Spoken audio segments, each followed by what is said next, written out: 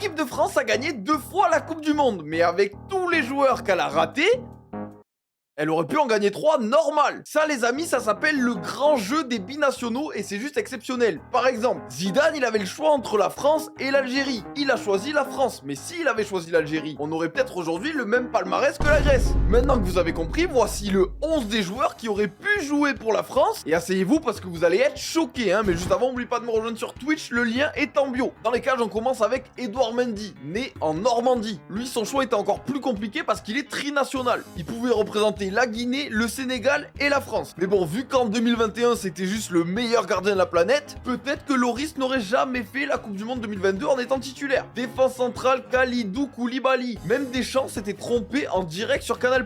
Il avait dit qu'il voulait le sélectionner vu qu'il était en espoir, alors qu'à l'époque il venait de choisir le Sénégal. Pareil, charnière Koulibaly-Varane, ça aurait été de la folie. Bon, juste avec ça, Umtiti aurait peut-être pas marqué en demi face à la Belgique. À côté de lui, un cas un peu bizarre, Aymeric Laporte. Il a quand même été appelé 3 fois par Deschamps en équipe de France, 51 sélections avec les équipes de jeunes, mais il n'est jamais entré en jeu, hein, et à force de pas être appelé, il a fini par choisir l'Espagne en 2021, pays dans lequel il a passé 8 ans de sa vie, hein, et où il a commencé sa carrière, tout ça pour éliminer la France en demi-finale de l'Euro et aller gagner le trophée derrière. C'est ce qu'on appelle un bon choix. À droite, pas sûr qu'il serait très bien entendu avec Deschamps, Serge Aurier. Il est né en Côte d'Ivoire, mais il a grandi en France. Nous, on vient de Sevran, frère. Et en 2013, quand il commence à être bouillant avec Toulouse et que Paris veut le faire signer, la fédération française fait un peu le forcing pour qu'il choisisse les Bleus, mais finalement, il estimera que la Côte d'Ivoire avait plus besoin de lui. À gauche, Raphaël Guerreiro, qui a lui aussi battu la France à l'Euro. Notre Raphaël, il est né au Blanc-Ménil dans le 9-3. Il a même été formé à l'INF Clairefontaine, mais voilà, il a choisi le pays de son père, le Portugal. J'ai pris un petit milieu à deux, pas trop équilibré, avec déjà Ismaël Benasser, né à Arles, hein, dans le sud de la France. Il a le choix entre la France, l'Algérie et le Maroc.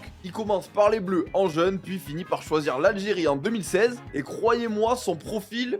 il avait sa place tous les jours au milieu de l'équipe de France. À côté, Marouane Chamakh, j'avais pas trop de place pour le caler. Né dans le sud-ouest, un match avec l'équipe de France U19, mais il jouera pour le Maroc, et lui aussi, hein. Coupe du Monde 2010, je pense qu'il nous aurait fait un bien, et nos 4 attaquants, mouillez-vous la nuque. À droite, Riyad Mahrez, né à Sarcelles. Il avait pour idole Zidane. 2 parents d'origine algérienne. Même choix à faire, il a même aussi des origines marocaines. Il choisit l'Algérie et 10 ans plus tard, je pense qu'on peut dire qu'il a bien fait, vu à quel point il a marqué l'histoire du pays. De l'autre côté, ça aurait été le vol de l'histoire. Eden Hazard. Alors même s'il est né à 17 km de la frontière française, il est clairement belge. Mais vu qu'il arrive très jeune au LOSC, hein, à 14 ans, et qu'on sait tous que ça va devenir un crack, la fédération française, elle lui a fait un pressing, elle a tout fait pour le voler en lui proposant de rejoindre les Bleus. Et même si lui aimait bien l'équipe de France, il a